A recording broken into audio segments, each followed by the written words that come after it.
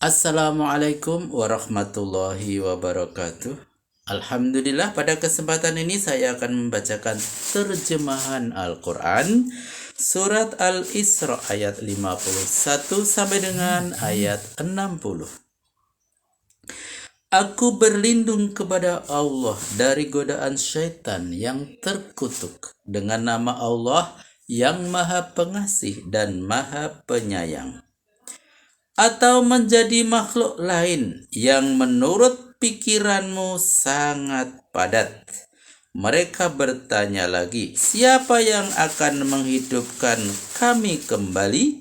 Katakanlah, dialah yang menciptakan kamu semula.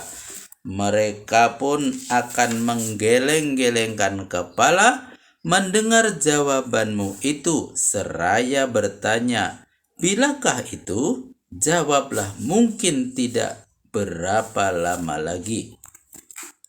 Catatan, kaum peganis atau kaum musyrik sebagaimana kaum materialis umumnya tidak mau memahami eksistensi manusia. Mereka menganggap manusia itu tidak lebih daripada batu atau besi atau benda padat lainnya yang tidak bereksistensi, berpikiran, dan berperasaan. Peristiwa kebangkitan itu ialah pada hari waktu Tuhan memanggil kalian, dan alhamdulillah kalian pun telah memenuhinya. Padahal kalian kira ketika dibangkitkan dari kubur, masa hidup di dunia itu hanya sebentar saja. Mengajak orang kepada jalan Allah diperlukan sikap bijaksana.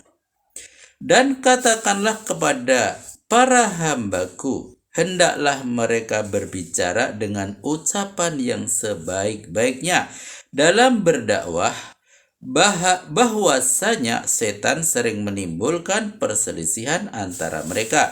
Sesungguhnya antara setan dan manusia itu terbentang permusuhan sejak dahulu.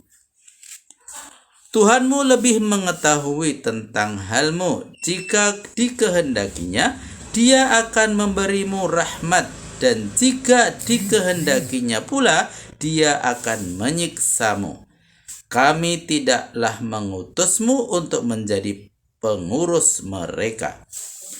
Catatan, demikianlah hendaklah cara berkata kepada pihak lawan. Dengan cakap yang baik, jangan berkata yang menyakiti hati, umpamanya kamu adalah isi jahanam. Tuhanmu juga lebih mengetahui siapa yang ada di langit dan di bumi. Sesungguhnya kami telah memberikan keutamaan kepada sebagian para nabi melebihi dari sebagian yang lain. Sedangkan kepada Daud telah kami berikan Zabur. Katakanlah kepada kaum musyrik itu, bila kalian dapat bencana, coba bermohon kepada mereka yang kalian anggap sebagai Tuhan selain Allah itu. Coba lihat, mereka tidak mampu melenyapkan bencana itu dari kalian. Bahkan memindahkannya saja pun tidak dapat.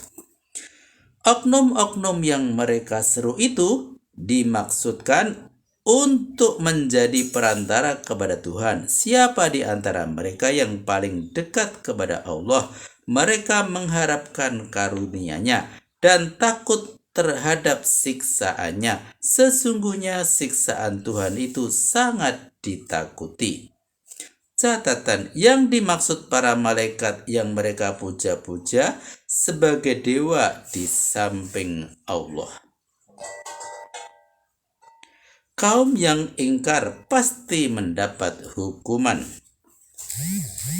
Tidak ada suatu negeri pun yang durhaka penduduknya yang tidak kami musnahkan, atau kami siksa penduduknya dengan siksaan yang amat pedih. Hal itu sudah tertulis dalam kitab Lauhul Mahfuz. Tidak ada yang dapat menghalangi kami untuk mengirimkan tanda-tanda mukjizat, bahkan yang pernah dikirimkan melainkan justru didustakan oleh orang-orang dahulu. Kepada kaum Samud telah kami berikan unta betina sebagai suatu mukjizat yang nyata, tetapi mereka aniaya unta itu.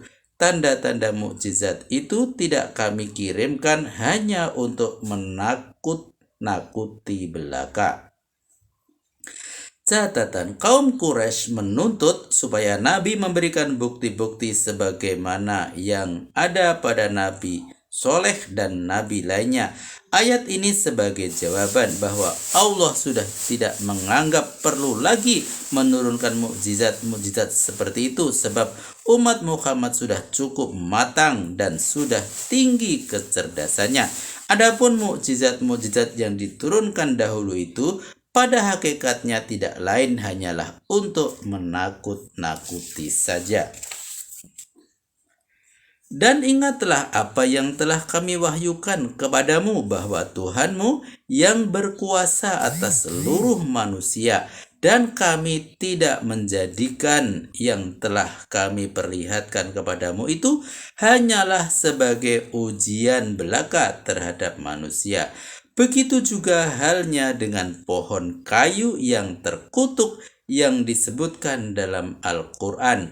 Dan kami hendak menakut-nakuti mereka, namun hal itu hanyalah membuat kedurhakaan mereka semakin menjadi-jadi. Catatan, di sini berarti penglihatan yang pernah dilihat Nabi dalam perjalanannya menembus ruang angkasa sewaktu Mi'raj. Yang kedua, pohon terkutuk dalam Al-Quran disebut dalam surat 37 ayat 62-66. Ketika Abu Jahil mendengar ayat ini, ia berkata, Muhammad sudah mengancam kamu dengan api yang membakar batu. Sekarang dia mengatakan api itu menumbuhkan pohon-pohonan. Sedang sebagaimana kamu maklum, api menghanguskan pohon. Aneh bukan? Mereka tidak mengerti bahwa di bumi ini banyak benda-benda yang aneh. Sebenarnya bumi kita penuh dengan api. Pohon dan kayu mengandung zat pembakar. Air pun sebagian besar mengandung zat api. 8/9-nya terdiri dari oksigen atau zat api, dan hanya 1/9 dari hidrogen atau zat cair. Maha benar Allah dengan segala firman-Nya. Alhamdulillah telah kami bacakan terjemahan Al-Quran surat Al-Isra ayat 51 sampai dengan ayat 60. Semoga bermanfaat dan sampai jumpa pada video berikutnya. Billahi taufiq wal hidayah. Wassalamualaikum warahmatullahi wabarakatuh.